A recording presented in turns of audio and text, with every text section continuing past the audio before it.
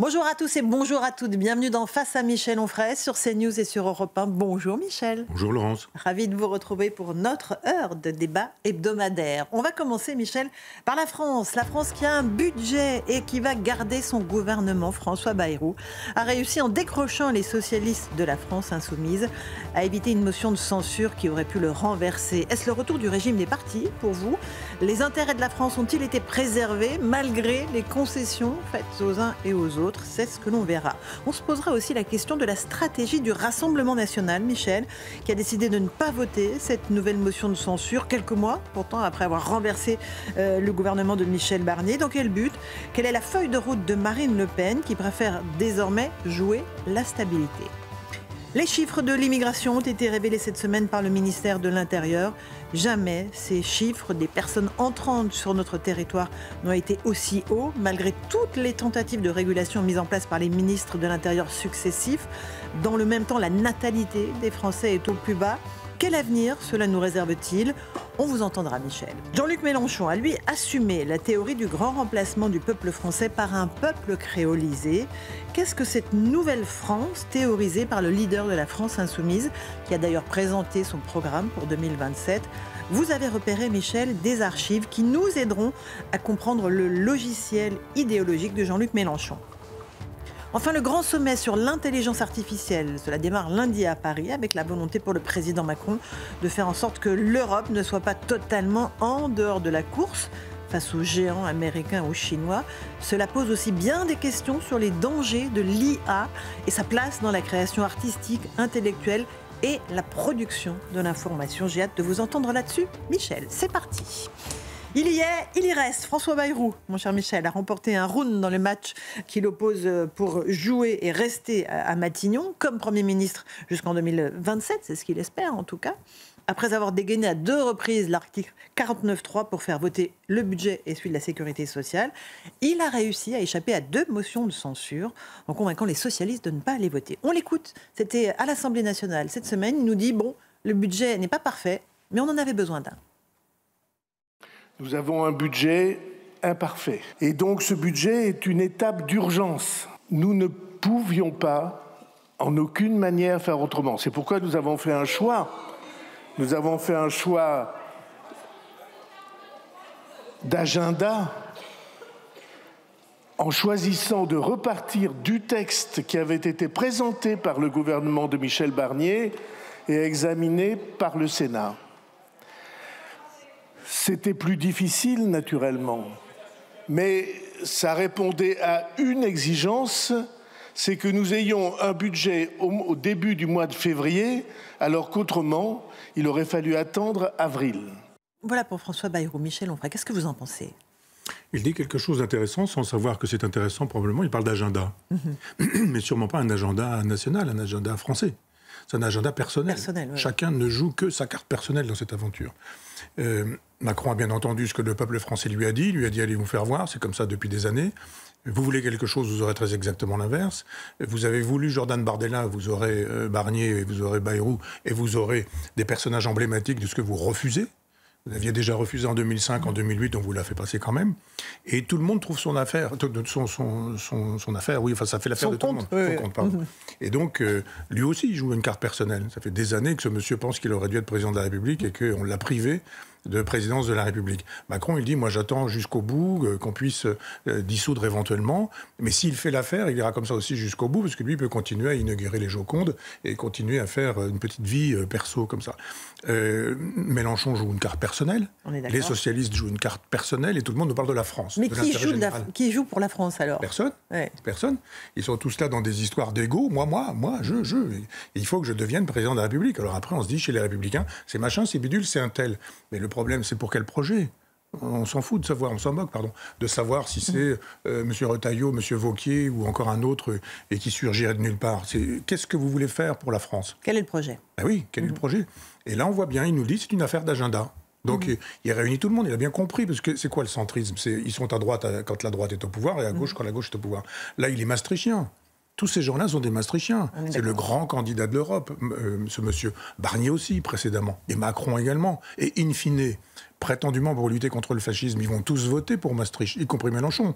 J'ai entendu hier que M. Faure disait, bon, on n'est peut-être pas d'accord sur la question du budget, mais finalement, quand il faudra lutter contre l'extrême droite, on se retrouvera réunis derrière le nouveau Front populaire. L'affaire est réglée. On a tous bien compris. Voilà. Mais quand je disais aussi le régime des partis, est-ce que c'est le retour des régimes des partis ou pas pour vous ? Mais complètement, c'est le général de Gaulle qui a fait la meilleure analyse de la situation présente.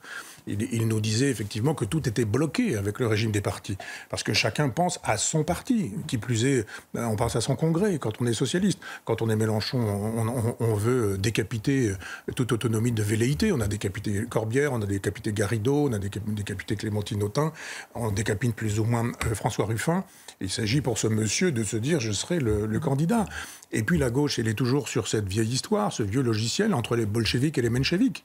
Les bolcheviks qui se disaient majoritaires, c'est l'étymologie de bolcheviks, et les minoritaires, c'était les mencheviks, alors que ce n'était pas le cas. Les bolcheviks étaient minoritaires, mais sémantique de l'époque. Ils ont fait un coup d'État pour obtenir octobre 17 et la Révolution, et on a toujours cette idée qu'il y aurait d'un côté une révolution genre Mélenchon et de l'autre côté des réformistes genre Olivier Faure aujourd'hui. Sauf que les réformistes d'Olivier Faure disent exactement la même chose que Bayrou, qui dit exactement la même chose que Macron, qui dit exactement la même chose que les Républicains. C'est le bloc central, c'est le même bloc central. C'est pas tant le bloc central qu'un bloc maastrichtien qui globalement dit c'est nous ou sinon, non pas le chaos, mais le fascisme. Donc vous ne pouvez pas vouloir le fascisme, donc votez contre le fascisme, vous allez voter pour nous. Et globalement, on joue aux chaises musicales, une fois Hollande, une fois Sarkozy, une fois Chirac, une fois Mitterrand, une fois Barnier, une fois Bayrou. Ça aurait pu être Ségolène Royal, d'ailleurs. Et elle aurait défendu exactement la même politique. Simplement, c'est une politique qui se moque des Français et qui se fiche de la France. D'accord. On va parler de la guerre des gauches. On reparlera de Jean-Luc Mélenchon après, parce qu'il a tenu des propos sur le grand remplacement qu'il souhaite mettre en œuvre en France. Et ça, c'est très intéressant, mais on le traitera dans un instant. Sur la guerre des gauches, on va d'abord écouter Mathilde Panot, qui pousse des hauts cris sur le fait qu'avec le PS, ça y est, la rupture est actée. Nous prenons donc acte aujourd'hui que le PS a décidé unilatéralement de rompre avec le nouveau Front populaire. Il renie ainsi l'espoir populaire qu'avait fait naître le nouveau Front populaire et les engagements qu'ils avaient pris devant les électeurs et les électrices. Il renoue surtout avec la politique qui avait été menée sous François Hollande et qui avait dégoûté tant et tant de gens et nous rappelle qu'Emmanuel Macron est le produit, avant d'être président de la République, du ministre du gouvernement sous François Hollande lorsqu'il était lui-même président. Le NFP n'est pas mort, il a été sauvé par les 6 socialistes qui ont voté la censure, les insoumis, les écologistes et les communistes, et ceux qui s'en sont exclus, ce sont justement les socialistes. L'affaire est faite ou pas encore, Michel Onfray ? Ils vont se rabibocher de toute façon au moment des élections ? Oui, évidemment. Quand il s'agit d'être élu, on fait tout dans ces cas-là. Élu ou réélu, personne ne dit voilà mes idées, si vous en voulez, vous votez pour moi, vous n'en voulez pas, vous n'allez pas voter pour moi et c'est pas bien grave, ça s'appelle la démocratie. Non, pas du tout. On va s'allier à des gens qu'on déteste. Comme on fait des mariages d'intérêt, si vous voulez. Les gens se détestent, mais quand ils peuvent associer des fortunes ou des terres dans ma Normandie natale, on peut très bien se détester, mais on se marie quand même parce qu'on augmente la puissance. Là, s'ils augmentent leur puissance électorale, il y aura bientôt des municipales, donc il faut avoir ça en tête. Il va y avoir, après les municipales, d'abord il y aura aussi le congrès des socialistes, puis après il y a les élections présidentielles. Ils ne pensent qu'à ça. Ils ne pensent qu'à ça. Donc évidemment, là, ils font semblant d'être... Joli thème, ils ne pensent qu'à ça. Ils font semblant d'être mécontents les uns des autres, mais finalement, on ne leur demande pas de s'aimer. D'ailleurs, ils se détestent. D'ailleurs, le principe du Front populaire, pourquoi j'avais appelé ma revue comme ça, c'est la puissance du peuple contre les partis. Le Front populaire, c'est pas une affaire de socialistes, de communistes, de radicaux de gauche, etc. C'est une affaire de peuple qui, dans la rue, obtient ce que les partis ne veulent pas donner. C'est exactement l'inverse du NFP. C'est très exactement l'inverse. Mais ça n'étonne pas. Ces gens qui sont des fascistes traitent les autres de fascistes. Ces gens qui sont des extrémistes traitent les autres d'extrémistes. Et ces gens qui sont dans le contraire du Front populaire, puisqu'ils sont dans le régime des partis et non pas dans le régime du peuple. Je rappelle que quand le peuple a voté massivement pour le Rassemblement national, le peuple vote mal, on change de peuple, on ne voit pas de peuple. D'abord, il est trop blanc. Mélenchon nous le fait savoir. Et donc, on fait l'économie de ce peuple-là, puisque le seul vrai peuple, il est incarné dans un homme, c'est Jean-Luc Mélenchon. S'il dit blanc, s'il dit noir, s'il dit autre chose, de toute façon, c'est la vérité du peuple. C'est la vieille histoire des Jacobins de 1793. Je rappelle que les Jacobins sont minoritaires. Quand vous faites l'histoire de la Révolution française, ils pèsent 20% d'un électorat qui, lui, suppose 40% de gens qui s'expriment à l'époque. Donc, quand les Jacobins pilotent la France à l'époque, ils sont minoritaires. Mélenchon est minoritaire. Simplement, vous n'êtes majoritaire quand vous faites des putschs, quand vous faites des coups d'État. Et pour l'instant, ce sont des coups d'État sémantiques. Et ça marche. On va juste écouter Olivier Faure, on l'évoquait il y a quelques instants, le premier secrétaire du PS, qui dit « ce n'est pas M. Mélenchon qui décide ». Écoutons. C'est une coalition qui avait pour objet d'empêcher, sur la base d'un projet commun, d'empêcher l'extrême droite de l'emporter. Pour moi, ce projet existe toujours et la volonté d'empêcher l'extrême droite de gagner les élections demeure. Quand Jean-Luc Mélenchon dit qu'il veut exclure du Front populaire les socialistes, qui a-t-il consulté ? Est-ce qu'il a consulté même les Insoumis ? Jean-Luc Mélenchon n'a absolument aucune légitimité sur qui que ce soit. Et donc, moi, je considère que le Front populaire est une coalition où chacun conserve sa propre autonomie et où nous devons continuer à conserver cet esprit qui a permis d'éviter le pire le 7 juillet. Voilà, on est sur CNews et sur Europe 1 dans Face à Michel Onfray. Michel Onfray, on vient d'écouter Olivier Faure. Honnêtement, il disait exactement l'inverse il y a quelques mois. C'est ça qui est terrible. Oui, mais vous savez, c'est l'éthologie, c'est l'étude des comportements des mammifères qui sont des études rapportées au comportement des humains. C'est le mal dominé qui parle là. Et Mélenchon, c'est un mal dominant. On voit le personnage, on voit effectivement le coq au milieu de la basse-cour, il est là, il montre ses plumes, il gonfle son jabot, etc. Et puis ça marche. Et puis ils sont tous là, accroupis, en disant, mais si on veut manger un peu de pitance, il faut qu'on aille derrière ce mal dominant. Et puis dès que le mal dominant est peut-être un peu moins dominant, et qu'il est un peu décadent, il a perdu des élections, il y a Boyard, etc. Là, d'un seul coup, on fait semblant. Et puis dès que le mal dominant revient et regarde le mal dominé, il lui dit « mais dis donc Faure ». Faure dit « oui, pardon, j'ai rien dit, c'était juste pour rire. Je parlais, évidemment, tu comprends bien, aux militants de mon congrès, il faut qu'ils puissent me réélire, parce que moi, je suis un compagnon fidèle, bien sûr. Quand je serai réélu, tout ce que je dis dans les médias, là, finalement, on passera à autre chose. Parce qu'il y aura le fascisme, il faudra le combattre. Hein, et quand il faudra le combattre, on sera copains. Et Mélenchon dira « oui, bien sûr, c'est ce que j'avais cru entendre ». Et puis c'est comme ça que ça va se passer. Évidemment. Donc là, on a la posture du mal dominé qui est là, il dit « mais M. Mélenchon, il commande rien du tout ». Bien sûr que si, il commande tout. C'est lui le mal dominant, donc c'est lui qui fait la loi. De la jungle. Un tout petit mot avant de parler de Jean-Luc Mélenchon et de ses propos sur le grand remplacement, sur la stratégie du Rassemblement national, qui a décidé là de ne pas voter ces motions de censure, alors que le budget, honnêtement, est quasi le même que celui de Michel Barnier, que le RN avait fait chuter. On va écouter Jordan Bardella, qui était sur notre antenne. Écoutez. Nous étions au mois de décembre.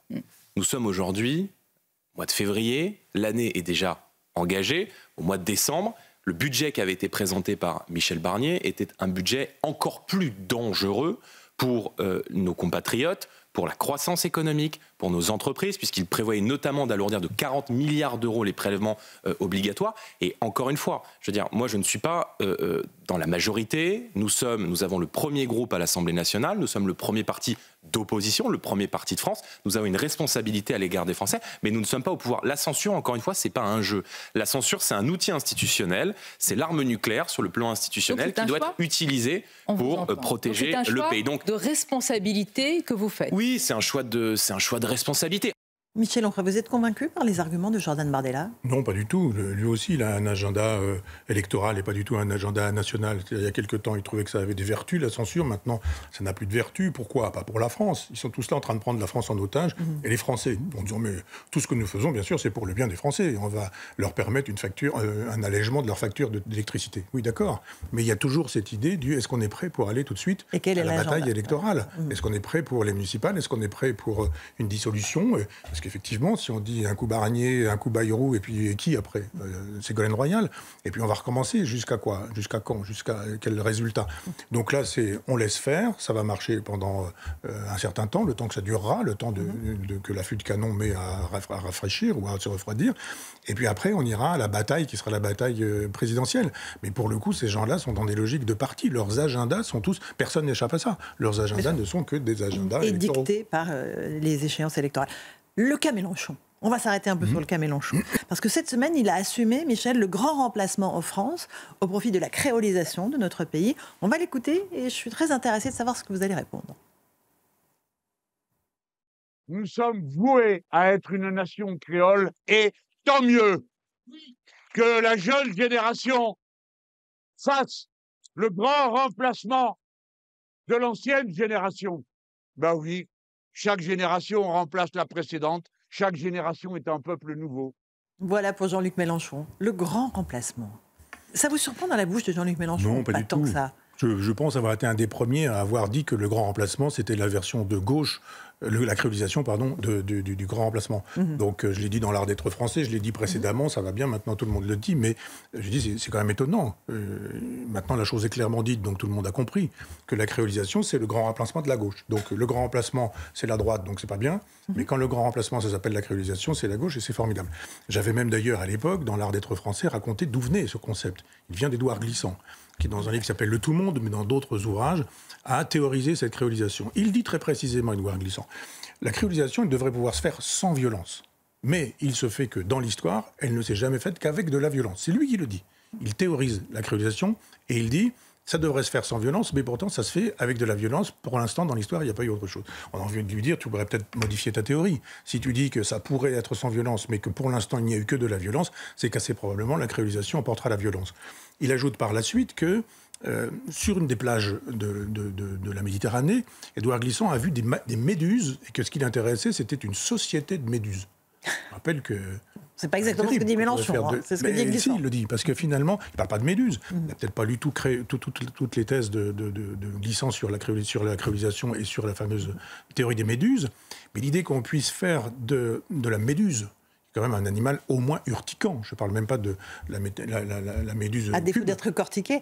Oui, la méduse cube qui, elle, est mortelle. Je rappelle, avec des filaments qui font jusqu'à 8 mètres. C'est-à-dire, imaginez que des bestioles qui sont des bestioles dangereuses, qui sont des bestioles urticantes, et qui sont des bestioles qui n'ont pas l'air d'avoir grand vie sociale, qui sont réduites à pas grand-chose, l'idée que ça puisse servir de modèle de société, on se dit, mais où va-t-on ? Où va-t-on ? Que par la suite, ils s'en viennent nous expliquer que de fait, une génération, ça suffit. Mais voilà quelqu'un qui ne pense pas au-delà de 30 ans. Évidemment, il ne pense pas au-delà de lui-même. Mais si on pense en termes de civilisation, il faut penser, c'est 1000 ans. Le général de Gaulle disait, mais moi, ça fait 1000 ans que je vous le dis. Donc lui, il est juste en train de dire, une génération arrive, elle a une trentaine d'années, quoi, et puis une autre la remplace. Mais qu'est-ce qu'il imagine ? Que les relations entre la génération qui arrive, la génération qui est, la génération qui vient, ça n'existe pas. Ouais. Que lui, il n'a été éduqué par personne, qu'on ne lui a pas appris à lire, à écrire, à compter, à penser peut-être, qu'il a eu des instituteurs, il a eu des parents qui l'ont nourri, et qu'il n'est rien sans ce qu'on lui a donné, sans la transmission, personne. Les reptiles sont des animaux qui, quand ils arrivent au monde, sont tout de suite efficaces. Vous avez un serpent qui sort de son œuf et de la coquille, eh bien, immédiatement, il a du venin, il peut vous tuer, il peut manger, il peut se reproduire, etc., etc. Les sauriens, donc les serpents, sont prêts à ça. Nous, il nous faut du temps. Dès qu'on sort du ventre de la mer, on a besoin d'être aidé des années. Donc, on a besoin de la transmission, on a besoin des anciens qui n'ont pas réinventé à chaque fois le langage. On a transmis le langage parce qu'on l'avait appris. Donc, c'est pas vrai qu'une nouvelle génération chasse l'autre et que toute génération invente tout. Non, c'est faux. Non, mais ce qu'il veut dire, c'est une nouvelle France bien sûr, avec une population remplacée par une autre. Écoutons-le, vous avez trouvé une archive qui date de 2013 dans laquelle il assume aussi, selon vous, le fait de ne pas aimer les Français. On l'écoute. Je ne supporte plus de vivre autrement que dans un endroit où les gens sont mélangés. Donc j'habite à Paris, dans le 10e arrondissement. Je ne pourrais pas habiter dans le 6e ou dans le 7e. Je ne peux pas survivre quand il n'y a que des blonds aux yeux bleus. C'est au-delà de mes forces. Donc quand on est arrivé en France, c'était l'horreur pour nous, parce qu'on avait idéalisé la France. Et on a découvert à un coin perdu de la Normandie, le pays de Caux, où les gens n'avaient jamais vu personne, où, hélas pour eux, les malheureux souffraient d'un alcoolisme épouvantable. Moi, de ma vie, je n'avais vu quelqu'un ivre dans la rue. Imaginez, au Maroc, ça n'existe pas, ça. Donc, nous étions consternés. Hein. Et donc, personne ne parlait aucune espèce de langue étrangère. Imaginez-vous, la France des campagnes était extraordinairement arriérée par rapport au Maroc des villes. Casablanca était une ville plus moderne que Clermont-Ferrand. Voilà, alors ça doit vous faire bondir, Michel. Tout est dit. La haine du blanc, la haine du français, la haine de la province, du normand, mais aussi des gens de Clermont-Ferrand. Et puis cette espèce de célébration des villes toujours. Hein. Qu'est-ce qu'il imagine qu'il faut comparer ce qui est incomparable ? Il faut comparer des villes marocaines avec les campagnes normandes, mais qu'il compare les campagnes normandes avec les campagnes marocaines, et on verra la différence. Donc il faut arrêter, en plus de ça, de mépriser systématiquement les gens. On ne peut pas faire de la politique si on méprise les gens, une partie de l'humanité, en les traitant de fascistes, de nazis, les gens. Si le général de Gaulle voulait réunir tout le monde, quand il arrive au pouvoir après la guerre, il dit, sauf les collaborateurs, parce que ça paraît évident, ils sont, eux, à l'époque, le pouvoir de l'étranger, la main de l'étranger, et on compose avec tout le monde, y compris avec Thorez, le pacte germano-soviétique, y compris avec Mitterrand, la francisque, etc. Donc, si on veut arriver au pouvoir, on dit, allez, je vous aime pas forcément tous, mais au moins, il faut qu'on fasse un groupe commun. Puis après, Il y a des gens qu'on n'aime pas parce qu'ils sont partis de l'étranger. Jadis, ceux qui ont collaboré avec l'Allemagne. Il y a aujourd'hui un parti de l'étranger qui nous fait savoir que le Maroc, c'était de toute façon beaucoup mieux que le pays de Caux. Ou qui nous font savoir aujourd'hui, Rima Hassan, que l'Algérie, une pensée pour notre cher Boualem Sansal, c'est la Mecque de la liberté. On se dit, mais on rêve ou quoi? Donc oui, évidemment, si les gens qui n'ont pas de mémoire, pour le coup, une méduse, là. C'est la mémoire de la méduse, effectivement, c'est un peu ça. On a une génération, puis une autre génération arrive, puis la nouvelle génération n'a pas besoin de savoir lire, écrire, compter, penser, puisque de toute façon, elle va tout réinventer. Elle n'a pas besoin de transmission, puisque de toute façon, elle inventera tout elle-même. C'est le principe de la révolution, en réalité. Mais c'est le principe de la table rase. Du passé faisant table rase, on y est complètement. Ce qui est drôle, c'est que ce vieux monsieur, il va vers 80 ans, qui est blanc, qui a fait de la politique politicienne pendant toute son existence, qui, que je sache, n'est pas musulman, s'en vient nous donner des leçons de détestation de tout ce qu'il est lui-même, qu'il commence par se détester lui-même, si vraiment tous les blancs, etc., etc. Donc cette détestation, elle rencontre aujourd'hui des gens qui disent « mais ça nous va très bien, cette détestation ». Et cette haine, c'est une force révolutionnaire. Et il entretient cette force révolutionnaire parce qu'il sait bien qu'il n'arrivera pas au pouvoir par les urnes. Il sait bien. La meilleure des hypothèses pour lui, c'est d'être au second tour avec une Marine Le Pen en face d'elle et en disant « maintenant, vous aurez le choix entre le fascisme et moi-même ». Et les gens diront, eh ben, on va choisir non pas le fascisme, mais l'antifascisme, et ce ne sera pas toi. Et là, il dira, chaos total, organisons le chaos, et je serai l'homme providentiel. C'est ainsi que ces gens pensent, c'est-à-dire les Hugo Chavez, les Fidel Castro ne sont pas arrivés à la régulière avec les règles démocratiques au pouvoir. Ils sont arrivés avec les armes, des gens armés, des gens décidés et volontaires. Donc c'est tout ça qui se dit, et tout ça qui se dessine. Donc moi je veux bien qu'on soit soucieux de la démocratie et de la République, simplement si on veut chercher le danger qu'il y a aujourd'hui, un danger antidémocratique et un danger anti-républicain, il n'est pas là où on dit qu'il est. Michel Onfray, on fait une petite pause. On se retrouve dans un instant dans Face à Michel Onfray sur CNews et sur Europe 1. On parlera alors justement des chiffres de l'immigration qui ont été publiés cette semaine par le ministère de l'Intérieur. Ils n'ont jamais été aussi hauts dans notre pays. Est-ce que ça symbolise pour vous l'impuissance des politiques? Votre réponse dans un instant. À tout de suite. On se retrouve pour la seconde partie de Face à Michel Onfray sur CNews et sur Europe 1. Avec Michel, les chiffres de l'immigration qui ont été rendus publics par le ministère de l'Intérieur, ils sont très clairs. Jamais la France n'a accueilli autant de migrants. On regarde absolument sur tous les pans. Malgré les dizaines de ministres de l'Intérieur qui se sont succédés, aucun n'a permis d'endiguer réellement les flux migratoires entrants. On va écouter Nicolas Pouvremonti, qui est un spécialiste des questions de l'immigration, et on fait le constat avec vous ensuite. C'est clairement un record historique, qui fait d'ailleurs suite à un autre record historique, celui de l'année précédente. Le nombre de titres de séjour qu'on a accordé l'an dernier, c'est le triple du nombre qu'on accordait à la fin des années 90. Donc cette accélération migratoire, depuis maintenant plus de 2 décennies, elle est engagée de manière très forte. Là, on est sur un niveau historique, c'est-à-dire qu'on a 4 100 000 titres de séjour en cours de validité en France, donc qui concernent des étrangers extra-européens majeurs en situation régulière. C'est 30% de plus qu'en 2017, c'est 50% de plus qu'en 2012, c'est 70% de plus qu'en 2007. Donc c'est une hausse structurelle qui finalement traverse les majorités et les gouvernements successifs. Pour Nicolas Pouvremonti, mon cher Michel, directeur de l'Observatoire de l'immigration et de la démographie. Le constat, il est clair. Moi, je le mettais en parallèle avec la chute de la natalité. Est-ce que c'est notre avenir qui se dessine ainsi ? Oui, bien sûr. Vous aviez trouvé une belle archive la semaine dernière qui nous montrait un François Mitterrand de 1983, si je me souviens bien, qui nous disait que c'était problématique et que, enfin, le discours qu'on entendait chez Jean-Pierre Chevènement à l'époque. Et par la suite, il s'est passé quelque chose pour que Mitterrand renonce à tout ça. Il s'est passé quoi? Il s'est passé le traité de Maastricht en 92. C'est-à-dire qu'en 83, quand la France est encore souveraine, on a la possibilité d'avoir une politique migratoire volontaire, volontariste et décidée. On peut accueillir, on peut accepter, on peut expulser, on peut faire le nécessaire pour bien accueillir les gens qu'on accueille, on peut intégrer les gens qu'on accueille, etc. Une politique migratoire est encore possible. En 92, elle n'est plus possible. Donc il faut arrêter de croire qu'on peut faire des mouvements de menton en disant il n'y a qu'un, il faudrait, si j'arrivais au pouvoir, etc. C'est l'Europe qui décide. Nous ne sommes plus souverains. Et l'Europe, elle veut ce flux migratoire, qu'il soit submersif, qu'il soit invasif, qu'il soit grand remplacement de Zemmour ou grand remplacement de Mélenchon. C'est voulu par l'Europe. L'Europe, elle veut ça. Elle veut une espèce de nettoyage total en disant fin des nations, fin des peuples, fin des souverainismes nationaux. Et un grand marché. Et un grand marché.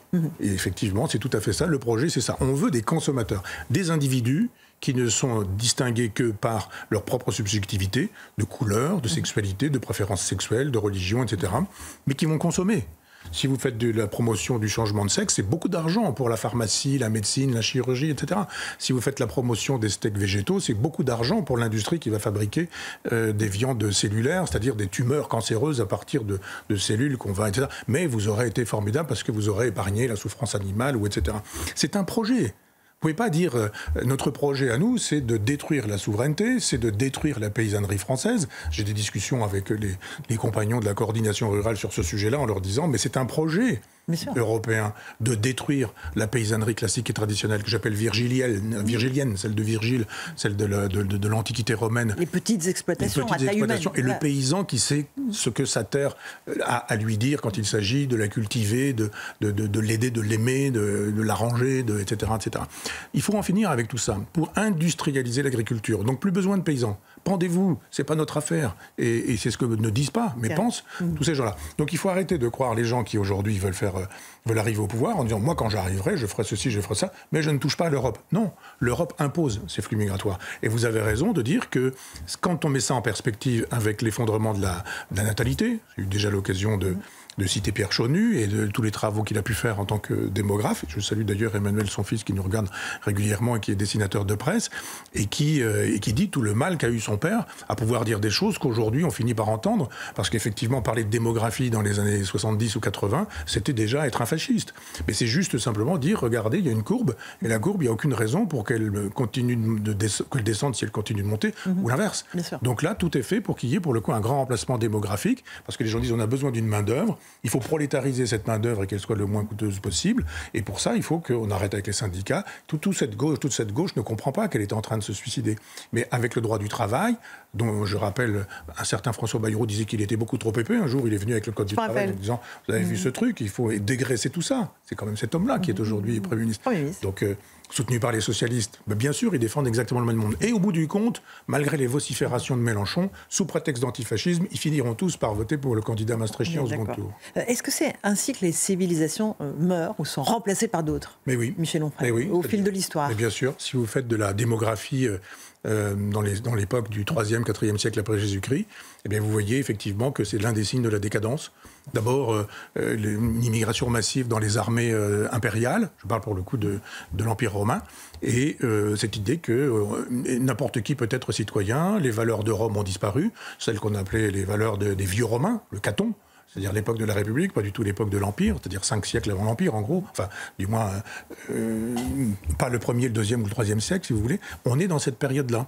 Et la démographie nous renseigne. Et tous les démographes, aujourd'hui, sont détestés par Libération, par Le Monde, pas etc. Tous. Il y en a qui sont dans l'idéologie c'est pourquoi je vous parle de Libération, etc. Mais qu'il y en a d'autres, effectivement, qui, depuis des années, sont bien seuls, mais nous disent les choses justes. Ils nous disent, mais de toute façon, demain, après-demain, il va se passer ça. C'est-à-dire c'est la météo des peuples, si vous voulez, la démographie. On dit, demain, il va pleuvoir, demain, il va faire beau, demain, il y aura un peuple, demain, il n'y aura plus de peuple, demain, il y aura un peuple remplacé, demain, il y aura un peuple remplaçant. Et c'est pas très compliqué, c'est même plutôt scientifique, ça, pour le coup. On va parler de l'Algérie, parce qu'il y a eu la semaine dernière, on n'en a pas parlé, Michel, une interview particulièrement agressive, violente du président Tebboune à nos confrères de l'opinion, à l'égard de la France, agressive bien sûr, dans laquelle le président algérien disait le climat est délétère, nous perdons du temps avec le président Macron, et surtout, et c'est ça qui vous intéresse, à propos de Boualem Sansal, que ce n'est pas un problème algérien, c'est un problème pour ceux qui l'ont créé. D'autres cas de binationaux n'ont pas soulevé autant de solidarité. C'est une affaire scabreuse visant à mobiliser contre l'Algérie. Qu'est-ce que vous pensez de ces propos du président algérien ? D'abord, cette détestation de la France et des Français qui fait qu'il n'est même pas capable de comprendre que Boualem Sansal est franco-algérien. Donc quand il nous dit que c'est, je sais pas quoi, une espèce de... C'est pas un problème algérien. C'est pas un problème algérien, non, c'est un problème français. Et c'est même un problème franco-algérien, si on veut. C'est un ressortissant français. Et donc, c'est un citoyen français. Mais je sais qu'avec Macron, il ne fait pas bon être citoyen français dans les geôles du Hamas, dans les geôles iraniennes ou dans les geôles algériennes. Là, finalement, on ne veut pas fâcher la rue, comme on dit, la rue française. Et là, pour le coup, on veut bien sacrifier quelque écrivain ou quelque intellectuel ou quelque individu dont on pense qu'il ne va pas contribuer à faire la politique de la France. Mais simplement, on est toujours dans des logiques de mal dominant. Et Emmanuel Macron, devant M. Tebboune, Tebboune n'est pas à la hauteur. C'est-à-dire, il va s'excuser, il va se mettre à genoux, il va dire on n'a pas été gentil, on a fait un crime contre l'humanité, on n'aurait pas dû, etc. etc. Ben, si vous faites ça... C'était avant. Il a quand même appelé l'Algérie à libérer Boualem Sansal. C'est le moins quand même. Vous n'imaginez pas qu'il puisse se comporter comme Rima Hassan en disant que c'est bien fait pour lui et qu'il pense des choses d'extrême droite et que la prison, il y a à peu près que ça de bien pour lui. Si le chef de l'État en était là, on est dans Soumission de Houellebecq, mais plutôt aux dernières pages. Là, on aura probablement un chef d'État qui fera ça un jour. Mais pour l'heure, c'est le minimum qu'on puisse attendre. Quelqu'un qui nous a dit un certain nombre de choses sur le Hamas ou sur les Juifs, ils ne sont pas forcément à son honneur. Le président Macron n'est pas crédible, n'est pas audible. Et un chef de l'État comme le chef de l'État algérien n'a pas grand-chose à faire d'Emmanuel Macron qu'il n'a pas envie de rencontrer. Qui sont aujourd'hui nos interlocuteurs ? On a parlé de Jean-Pierre Chevènement, on a parlé de Dominique de Villepin comme des gens qui seraient susceptibles d'être entendus, d'avoir l'oreille. Mais pourquoi faire ? Et l'Algérie va proposer des compensations en disant vous le voulez, on vous le rend, mais si on vous le rend, ceci, etc. Et en cachette, on dira oui, on dira non. Et en attendant, l'Algérie refuse de reprendre ses ressortissants. On a eu le cas avec un pseudo-influenceur qui a été refoulé par l'Algérie. Et là, c'était un clandestin sous OQTF, carrément, qui nous a été aussi renvoyé. Oui. C'est la politique du bras de fer, en réalité. Oui, simplement, quand Trump fait ça avec les Vénézuéliens... Les Colombiens aussi. Les Colombiens, oui. Colombiens. Pas les Vénézuéliens, c'était les Colombiens. Oui, c'est ça. Quand il fait ça avec les Colombiens, il doit savoir qu'il n'y a pas des Colombiens qui sont sur le territoire américain, qui seraient une espèce de 5e colonne, prête à déclencher des hostilités armés, peut-être, ou avec des couteaux, contre la France ou les Français. Donc il n'a pas cette perspective-là, le président Trump.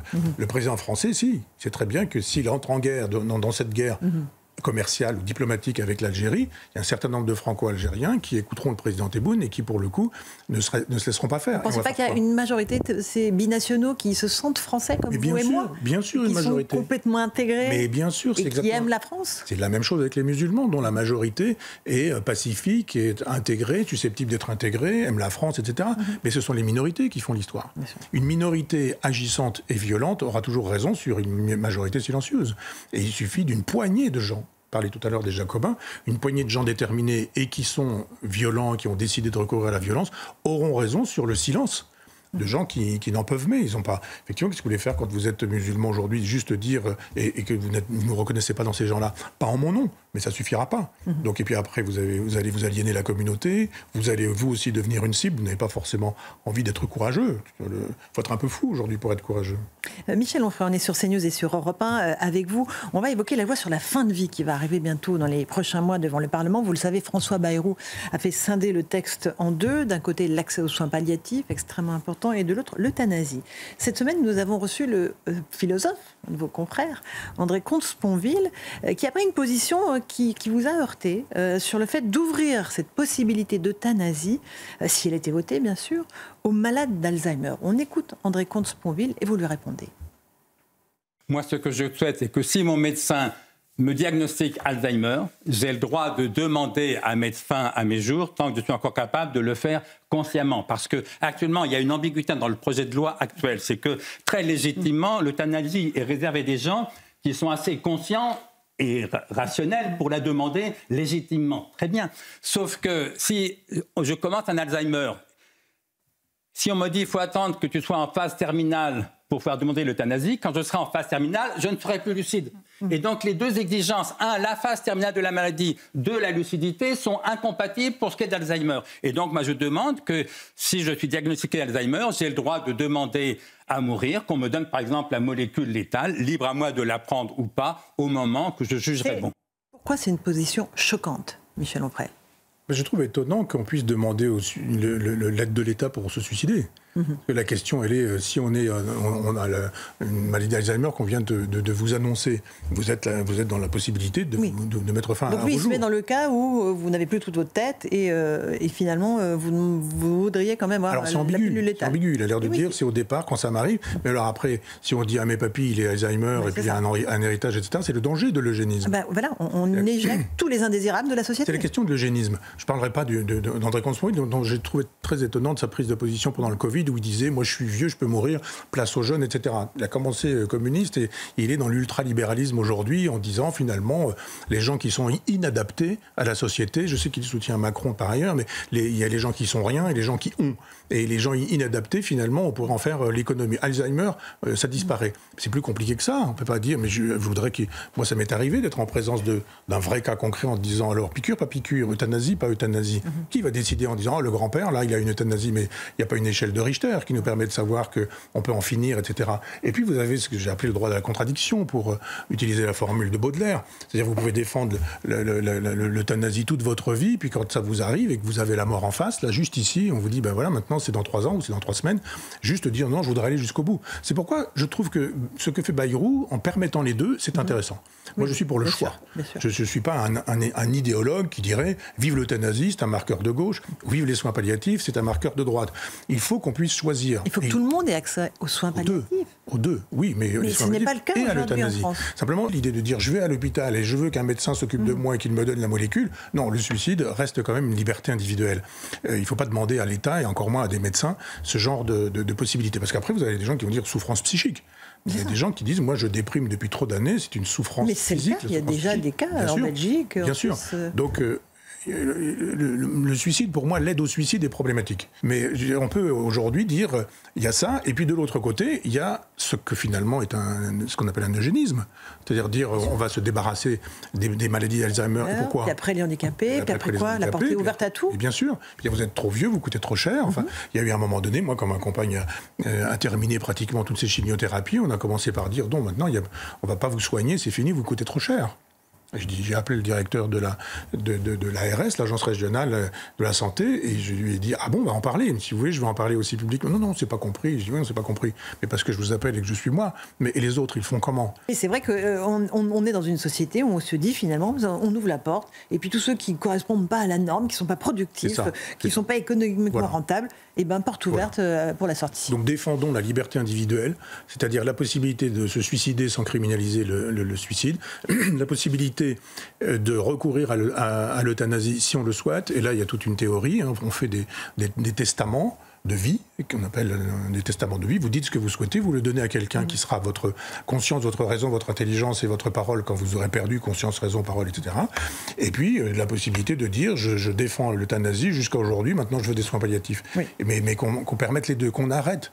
C'est la même chose avec les guerres scolaires, qu'on arrête d'empêcher à la moitié de la France de pouvoir pratiquer ce qu'elle a envie de pratiquer. J'entends, mais les soignants sont absolument vent debout, vous le savez, contre cette loi sur la fin de vie. Claire Fourcade, que nous avons interrogée régulièrement sur notre antenne, dit voilà, il faut pouvoir accompagner les malades sans douleur vers la fin de vie, et la demande d'euthanasie s'arrête. Voilà, chacun a... Oui, il y a de l'idéologie chez cette dame. Non, il n'y a pas d'idéologie. Si, quand elle nous dit que il y a une globalement... Il y a 30 ans d'expérience auprès des malades. Ouais, mais et ça, c'est absolument indéniable. Oui, mais ça dépend si vous avez une clinique privée, vous aurez une sociologie qui ne sera pas forcément la même que si vous êtes dans un hôpital public. Et quand on dit tous les gens qui veulent la mort, finalement, globalement, quand on leur parle et qu'on les accompagne, ils disent non, finalement, je ne veux pas mourir. C'est une sociologie idéologique et militante. Bon, allez, Michel, il n'y a que des cas particuliers. Et l'idée de théoriser, je ne dirais pas l'inverse non plus. Je dis juste laisser choisir. Un petit mot vous avez parlé de l'intelligence, on va parler de l'intelligence artificielle. La fameuse IA qui à la fois nous inquiète et nous fait rêver parce qu'il y a des possibilités absolument infinies grâce à l'IA. Il y a un sommet mondial sur l'intelligence artificielle qui a démarré à Paris. D'abord des réunions des experts et puis lundi, c'est les grands patrons de la tech, comme on dit, et les chefs d'État qui seront réunis par Emmanuel Macron. Emmanuel Macron, là, il tente de remettre la France au centre du jeu sur ce domaine de l'IA. Il dit aussi, ce qui n'est pas absurde, il ne faut pas que l'Union européenne soit complètement dépassée par les géants chinois et américains. Quels sont les aspects positifs et négatifs pour vous de l'intelligence artificielle, Michel ? C'est vertigineux ou pas ? Ah oui, bien sûr. Ça va supplanter l'intelligence naturelle, du moins ce qu'il en reste. Chez certains, on peut chercher encore. Et donc, c'est inévitable. C'est inévitable. Donc il faut accueillir cette révolution-là ? Oui, on n'a pas le choix. Simplement, quand vous avez des Chinois qui, eux, ont le pouvoir d'État, et vous avez les Américains qui ont le pouvoir de l'argent, nous, on a le pouvoir de quoi ? On a le pouvoir de la parole. On dit il faut absolument qu'on soit à la tête des ordinateurs quantiques. On n'a même pas un ordinateur français. Ça fait rire quand Macron nous dit ce genre de choses. Donc simplement, les gens qui mettent un paquet de dollars comme ça, et puis les gens qui disent j'ai mis 20 centimes d'euros, c'est pas compliqué, ils ne trouveront rien.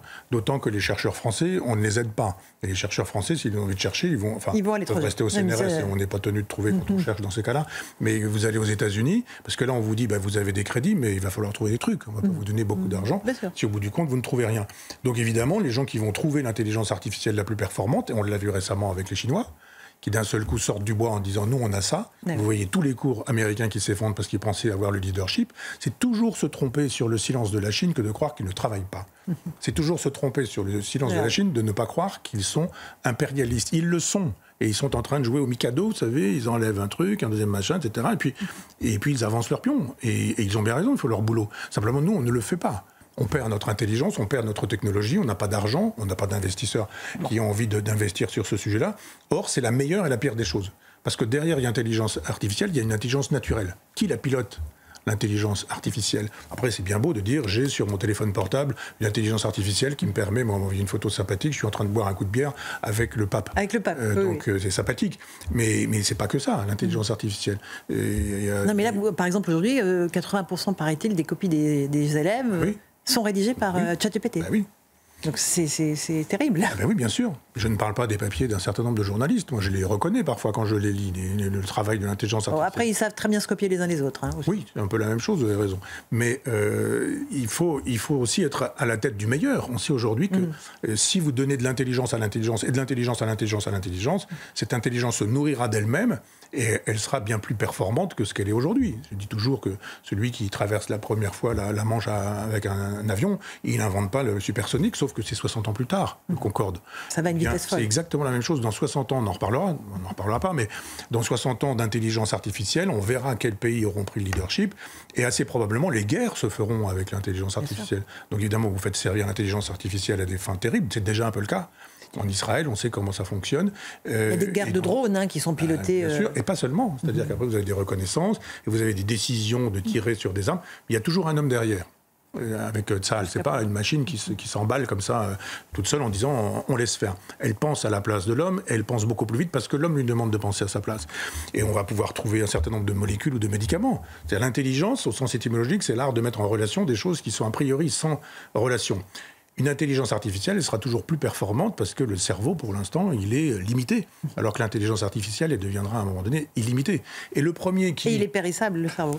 Oui, et le premier qui dira à l'intelligence artificielle développe-toi par toi-même, prends ton autonomie. Et ça arrivera, évidemment que ça arrivera. Bien sûr. Il y a déjà des choses, moi je ne sais pas si on doit porter crédit à ce genre de choses, mais il y a déjà des analyses qui disent que les intelligences artificielles sont capables de se connecter dans le dos des hommes pour inventer des langages qui leur permettent de sauver ou de sauvegarder leur être, de persévérer dans leur être. Si ça n'est pas la définition de la vie, ce genre de choses.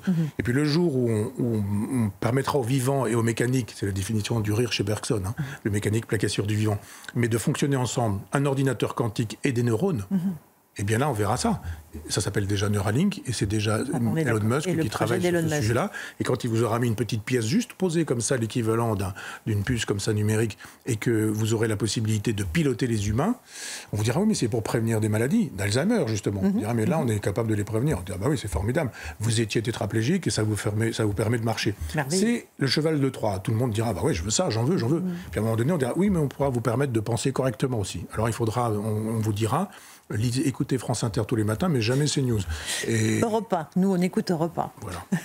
Mais Michel, c'est une question de civilisation là encore. Là, c'est une civilisation, plus qu'une civilisation, c'est quasiment un monde qui va disparaître. Ah, bien absolument, c'est la prochaine civilisation. C'est-à-dire, c'est pas, y a pas un grand remplacement maghrébin ou arabo-musulman en Europe qui est problématique. C'est pas ça le problème. Le vrai problème, c'est effectivement le remplacement de l'homme par la machine. C'est le règne du post-humain. Ça se passe tout de suite en Californie, mais ça se passe aussi en Chine et probablement en Inde également, et sûrement aussi en Russie. Encore qu'ils sont assez doués pour copier beaucoup plus que pour inventer. Souvenez-vous du Tupolev et du Concorde. Mais il y a un moment donné où une intelligence artificielle surgira et détruira les autres intelligences artificielles. C'est une guerre. C'est une guerre commerciale, mais c'est une guerre civilisationnelle. Celui qui pilotera l'intelligence artificielle, si c'est une intelligence artificielle chinoise ou américaine ou indienne, bah évidemment, vous piloterez. Et ça ne sera pas une intelligence européenne alors ?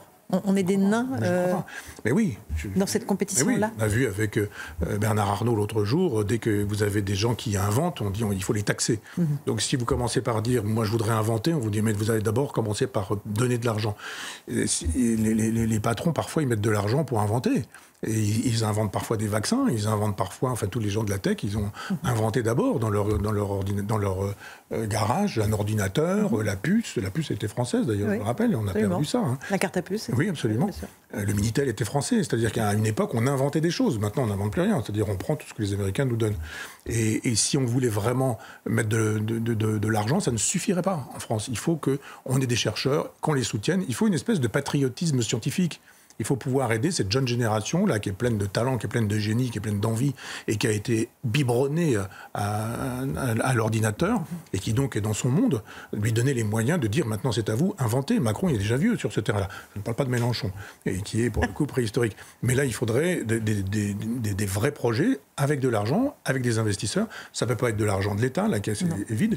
Et les investisseurs français, ils n'ont pas envie d'investir en France. Ça me paraît évident sur ce sujet-là, puisque les autres ont déjà 10 km d'avance sur une course de 100 mètres. Michel, en tout cas, vive l'intelligence naturelle, celle que vous déployez chaque semaine. Continuons à la développer avec des livres, avec de la lecture, avec des bibliothèques. Écrivons, et incitons nos enfants à écrire à la main et pas seulement sur les ordinateurs, pour mémoriser. Le livre. Merci beaucoup Michel. Bonne journée à vous sur CNews et sur Europe 1.